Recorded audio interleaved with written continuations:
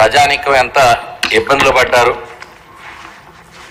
ఆ వేగంగా వీచినటువంటి గాలి వల్ల అనేక ఆస్తులు నష్టపోయినటువంటి సంగతి మీకు గుర్తు చేస్తున్న అధ్యక్ష. ముఖ్యంగా చాలా ఫాస్ట్గా రెస్టోరేషన్ పనులు స్వయంగా చంద్రబాబు నాయుడు గారు అక్కడే బస్సులో ఉండి కరెంటుని 2-3 రోజుల్లోనే, ప్రపంచంలోనే ఏ దేశంలోనే ఇలాంటి సంఘటనలు జరిగినా ఎక్కడ జరగని విధంగా కరెంటు తీసుకొని వచ్చేయడం కాకుండా 10 రోజుల్లోనే సాధారణ స్థితిలోకి విశాఖపట్నం తీసుకురావడం మీ అందరికీ కూడా తెలిసిన విషయం అధ్యక్ష. అందులో భాగంగా పేద ప్రజానీకానికి చాలామంది ఆస్తులు నష్టపోయారు అధ్యక్ష. అద్దెలుకున్న వాళ్ళు కూడా వాళ్ళ పాత్రలు కానీ వాళ్ళు ఏవైతే వాళ్ళ సౌకర్యాలు బయట ఉంటాయో అవన్నీ కూడా పోయినాయి అధ్యక్ష. అందువల్ల ప్రతి కుటుంబానికి కూడా 5,000 రూపాయలు వరకు ఆ రోజు నష్టపరిహారం కూడా ఇవ్వడం జరిగింది అధ్యక్ష.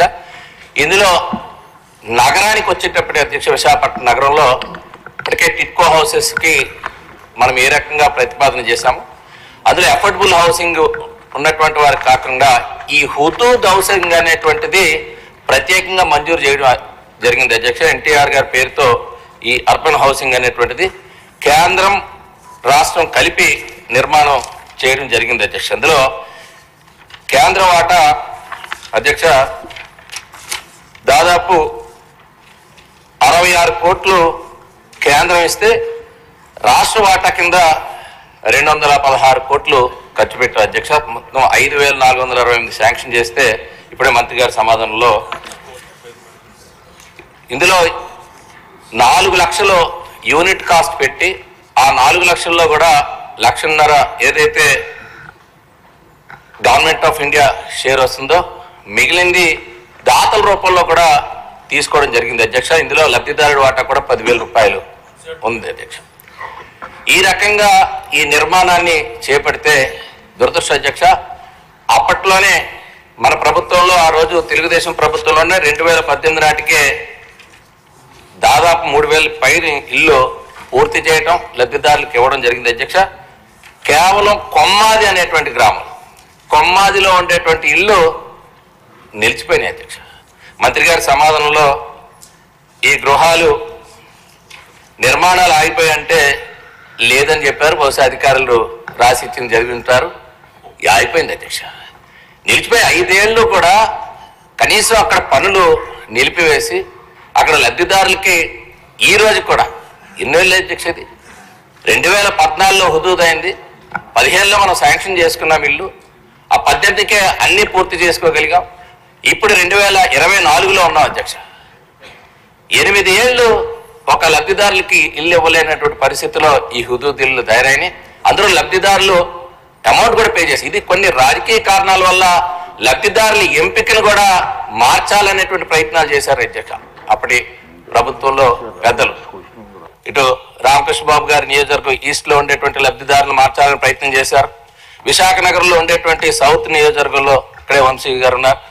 ప్రతి ఒక్కరు కూడా ఉండేటువంటి లబ్ధిదారులు ఆ రోజు 10,000 రూపాయలు ఎవరైతే లబ్ధిదారుడు వాటా కింద, ఎందుకంటే పూరెస్ట్ ఆఫ్ పూర్ని సెలెక్ట్ చేశారు అధ్యక్ష. టిట్కో హౌసెస్ అయితే అఫోర్డబుల్, అందులో లోన్ కాంపనెంట్ ఉంటుంది, అందులో కొంత అఫోర్డబుల్ చేసేటువంటి లబ్ధిదారులు ఉన్నారు. కానీ ఈ హుదూద్లో జరిగినటువంటి ఎంపిక అత్యంత పేదల్లో అత్యంత పేదవాళ్ళు, ఎక్కడక్కడ నీళ్ళు లేని వారు, రుణం కట్టుకోలేనటువంటి వారినే ఎంపిక చేయబడి వాళ్ళకి చలానా రూపంలో ఏదైతే 10,000 రూపాయలు లబ్ధిదారు వాటా కట్టుకున్నారో వాళ్ళకి ఇంకా ప్రొసీడింగ్స్ కూడా ఇవ్వలేదు అధ్యక్ష. మంత్రి గారిని కోరుతున్నాను ముందుగా, ఎందుకంటే వాళ్ళకి ఇంకా ఇల్లు వస్తాయా రాదు అనేటువంటి, ఎందుకంటే 8 ఏళ్ళు అయిపోయింది, ముందు మీరు ఆ ఉత్తర్వులు ఇవ్వండి, ముందు ఆ లబ్ధిదారులు అందరి లిస్టు ఉంది, వారందరికీ ముందు ప్రొసీడింగ్స్ వాళ్ళ చేతిలో పెట్టాలని చెప్పి ఆ ప్రొసీడింగ్స్ ఇస్తే ఇల్లు శాంక్షన్ అయ్యేటువంటి ఒక ఆనందమైన వారికి ఉంటుంది. మరి ఇంకా ఇప్పుడు ఇది పూర్తి చేయాలంటే ఇన్ఫ్రాస్ట్రక్చర్తో పూర్తి చేయాలంటే ఇంకో 10 కోట్లు అవసరం అవుతుంది అధ్యక్ష. మరి మంత్రి గారిని కోరుతున్నాను, త్వరితగతిన ఆ ఇన్ఫ్రాస్ట్రక్చర్తో పాటు, అంటే కేవలం ఏదైతే మిగిలి ఉన్నటువంటి పనులు, కేవలం సెప్టిక్ ట్యాంక్స్ లేకపోతే వాటర్ ఫెసిలిటీ, పవర్ కనెక్షన్స్, చాలా రోడ్స్ కానీ, ఎందుకంటే భవనాలు పూర్తి అయిపోయినాయి. కొంతమంది ఇంకా భవనాలు పూర్తి కాకపోయినా, డోర్లు లేకపోయినా వెళ్ళి ఈరోజు నివాసం ఉంటున్నారు అధ్యక్ష. ఎందుకంటే ఇంకెక్కడ లేదు, నీరు లేనటువంటి వారు ఆల్రెడీ మా నియోజకవర్గం నుంచి ఒక 36 మంది లబ్ధిదారులు ఇంకా ఎక్కడా లేదని 3 ఏళ్ల క్రితమే ఈ అలాట్ చేయకుండా లోపల నివాసం ఉంటున్నారు అధ్యక్ష. ఆ రకమైనటువంటి పరిస్థితి గత ప్రభుత్వం కల్పించింది. కాబట్టి దయచేసి ఈ హుదూద్ ఇళ్లని త్వరితగతిన పూర్తి చేసి ఆ లబ్ధిదారుల చేతిలో పెట్టాలని చెప్పి మంత్రి గారిని కోరుతున్నారు అధ్యక్ష. రామకృష్ణ బాబు గారు.